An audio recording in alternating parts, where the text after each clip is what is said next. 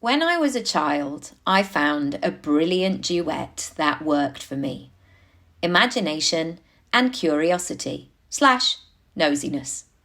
I was academic at school, although not scientifically, and I was also very creative, although not artistically. I cannot draw a face that doesn't look evil. My head turns into a marshmallow when I have to visualise how to draw something 3D in 2D. The flaps, all the flaps, where do they go? I was a big reader, but I wouldn't describe myself as someone who had their head in a book. Once I'd read it, in my head, I'd optioned it, signed the deal and everything, made it real. I was out on the circuit, aka the school playground, casting it and dishing out the parts, but always open to collaboration and discussion. I used to stay after school on a Wednesday for choir, which didn't start until about 4. So, essentially, there was a lot of unsupervised opportunity to perform, to ourselves, a sped-up version of Grease, followed by Grease 2 if we had time. One summer holiday, I recreated Ramsay Street in our garden, which was quite the task given the size, and my limited set, props, and upper body strength. You had to use your imagination. I remember saying to my mum with genuine confusion that I was struggling to know where to put Lassiter's. As a busy mum in the 80s, I suspect she was kindly, with a side of, "I've got bigger fish to fry, doll." Visualisation is a huge part of my adult life. It's a tool I always refer back to. I use it to dream, to strategise, to reassure, to explore, to increase my awareness, to think outside the box, as they say. I now experience my ideas in 3 ways. All can be at 4:23 a.m. My big dreams don't seem to care about fine lines. The first way can be described as a whoosh. It knocks me off my feet. Maybe I am half asleep. I take a little bit of time to come round and work out what is real and what isn't.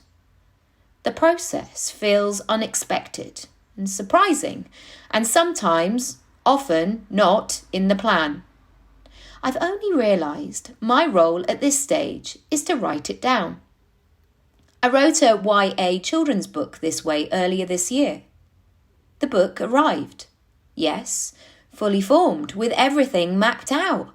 I could see this family and I couldn't not write their story.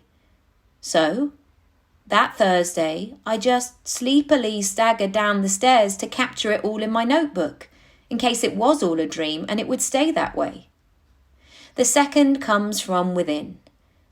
Sometimes the noise is a ping, like a flying bra, quickly propelled into the air and sometimes nowhere to be found. Sometimes it's more of a, oh. This often comes when I'm running. I immediately slow down, not that I'm super fast, but have to take it all in and fully concentrate. Like you have to open your mouth when you apply mascara. It's the law. I liken this moment to creating a complete line in Tetris. It's grounding, reassuring, and sometimes bloody obvious. The parts of the puzzle have been lurking around for a long time and bumping into each other, and suddenly they all come together. The third, the slow reveal. The spark of the idea is within me, and then it slowly inflates like a bouncy castle. At first, it's unknown. What the hell is it? And then the unveiling begins. You just have to be patient. When I'm planning my week, I always make sure I'm incorporating windows to facilitate these opportunities.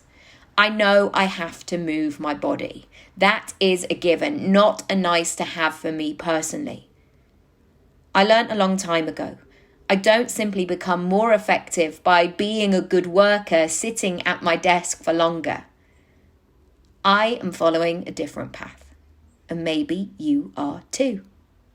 Come back tomorrow for part 2, where we will be talking about the curiosity part.